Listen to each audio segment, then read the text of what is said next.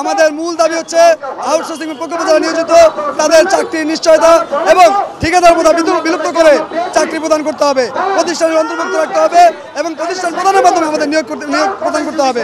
এবং যারা দৈনিক মজুরি ভিত্তিক যারা নিয়োজিত আছেন তারা তাদের চাকরির যে নিশ্চয়তা এবং স্থায়ীকরণ সেই পরিপ্রেক্ষিতে আজকে আমরা এখানে সমবেত হয়েছি।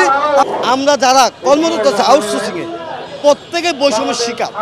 এই সরকার যে প্রতিশ্রুতি দিয়েছে সেই প্রতিশ্রুতি অনুযায়ী আমরা আরও বৈষম্যের শিকার হয়েছি, কিছুই পাইনি। আমার বেতন এখনও থেকে কেটে যাচ্ছে। আমরা ডিপিডিসি, ডেসকো, নেসকো বিদ্যুৎ সেক্টরে বাংলাদেশের সবচেয়ে জরুরি বিভাগ বিদ্যুৎ, সেই সেক্টরে স্থায়ী কাজে অস্থায়ী নিয়োগ চলবে না, অথচ আমাদেরকে তৃতীয় পক্ষের মাধ্যমে পরিচালিত করতেছে। কিন্তু আমাদের যে বেতন বৈষম্য সেটাও দূর হয়নি। আমরা জীবনের মায়া ত্যাগ করে দেশ ও জাতিকে সেবা দিয়ে যাচ্ছি, অথচ আমাদের এই বৈষম্যের শিকার।